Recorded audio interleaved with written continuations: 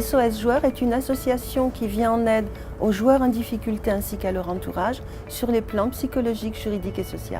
On leur facilite en fait les démarches qu'ils ont à entreprendre ou parfois quand il y a un problème d'endettement énorme, on les aide à trouver des solutions pour s'en sortir le mieux possible.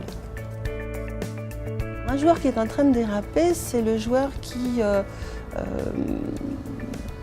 joue plus que ce qu'il a conscience de devoir faire, qui prend des risques, c'est-à-dire qu'il mise des sommes plus importantes que ce qu'il a prévu au départ, qui joue plus souvent que ce que son budget lui permet aussi.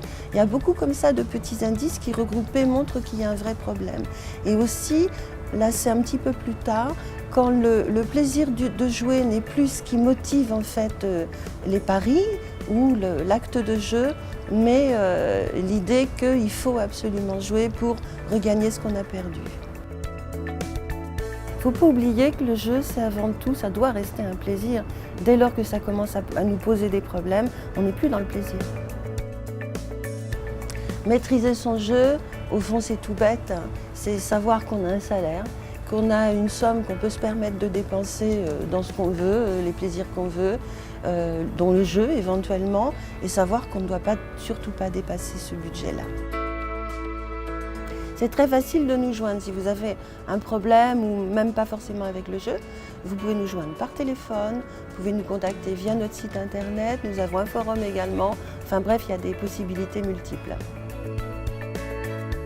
Mon meilleur souvenir à SOS Joueurs, c'est une joueuse qui était vraiment en souffrance et qui était addicte au jeu et qui a participé à nos groupes de parole et qui, au bout de son suivi, nous a regardés et nous a dit à tous « il y a une vie après le jeu ».